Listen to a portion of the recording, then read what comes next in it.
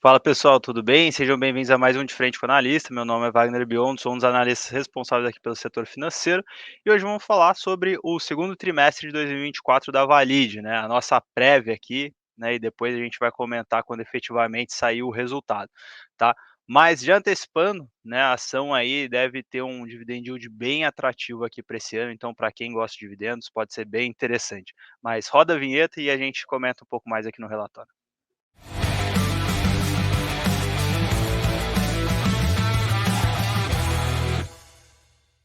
Então, a Valid, né, ela passou por um processo lá na pandemia, né, de crescimento de receita, aumento de margens, né, justamente por alguns efeitos que tiveram, né, como por exemplo a escassez da oferta de chips. Né? Então, com isso, né, a empresa conseguiu ali aumentar suas margens, com os chips ficando mais caros e tendo a mesma demanda, a empresa conseguiu aumentar a receita.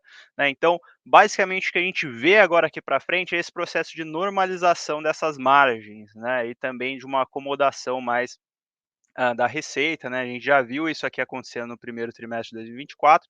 Isso aqui deve continuar aqui para o ano, né? Como um todo, né? Tendo mais essa normalização de margem, né? E tendo aí uma receita um pouco mais controlada, tá?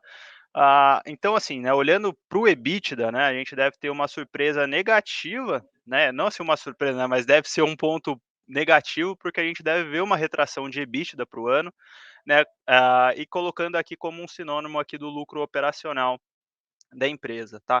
Por outro lado, a gente vê que a estrutura de capital da empresa, né, ou seja, a relação do que ela tem de patrimônio com relação ao que ela tem de dívida melhorou muito, né. E isso deve beneficiar o lucro líquido no final do dia, né. Quanto mais lucro líquido a gente tem, quanto mais geração de caixa, isso resulta em distribuição de proventos aí para os acionistas, tá. Então, basicamente, então é isso que a gente deve ver para o ano, né, um lucro, digamos assim, operacional, né, por meio do EBITDA, piora, né, em relação na comparação anual, mas uma melhora significativa do lucro líquido, né. Então aqui para o segundo trimestre, né, o que a gente está projetando, um lucro líquido recorrente próximo aqui de 70 milhões, mais um EBITDA, né, aqui de 131 milhões, que está representando uma queda em relação ao segundo trimestre de 2023, né, que veio ali na casa dos seus 135 milhões, né. Agora o lucro não, né, o lucro é uma expansão significativa, né, 70 milhões aqui para o segundo trimestre de 2024, que a gente está estimando, contra 57 milhões mais ou menos ali no ano passado, tá. Então, é essa dinâmica aqui que a gente deve ver para o ano, tá, assim, sem muitas novidades aqui, assim, do que foi o resultado do primeiro trimestre. Acho que também um ponto positivo é do lado de ID, né, que a gente está falando lá de documentos como RG, CNH, tem uma nova frente de receita aqui, que é o governo digital. Então a empresa está pegando contratos, o governo digital tem uma margem melhor, né, que os documentos, então isso aqui também deve ajudar na composição de margem dessa vertical, né. O ValidPay, né, ainda vem, em níveis, interessantes, né, mas a Argentina ainda que é uma preocupação, para o ano. E o mobile, né, que também aí a gente fica com a preocupação em relação à dinâmica aí dos preços de chips, né, que, vem se normalizando aí o pós, a pandemia com a retomada da oferta, tá.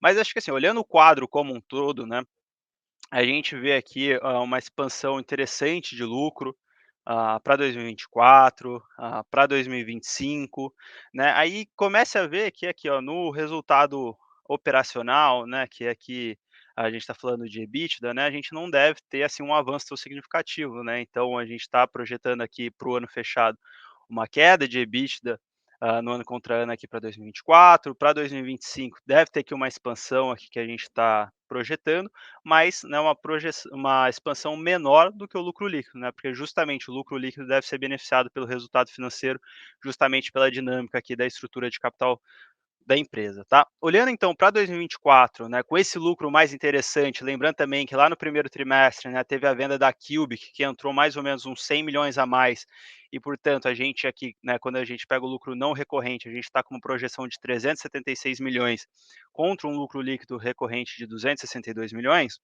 isso aqui deve se tornar em proventos no bolso dos acionistas, né. Então, com as nossas estimativas, né, a gente chega aqui numa distribuição de lucro de mais ou menos uns 80% para o ano, tá, o que representa aqui um dividend yield, de aproximadamente aqui 22%, tá, que é realmente um nível bem atrativo, né. Pensa que mesmo se a ação ela ficar de lado, você receberia um retorno de 22% só via proventos.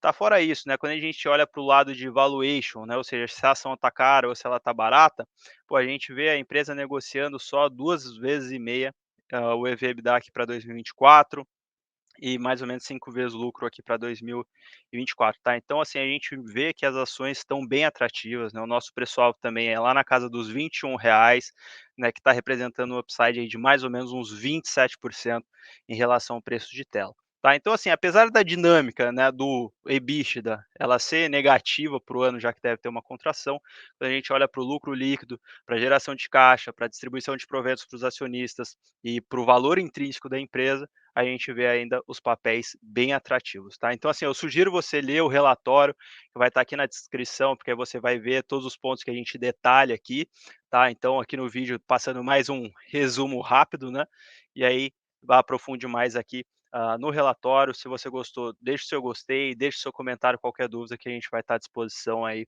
para te ajudar aí com tudo que você precisar nos seus investimentos. Então é isso e eu te vejo aí no próximo De Frente com o Analista.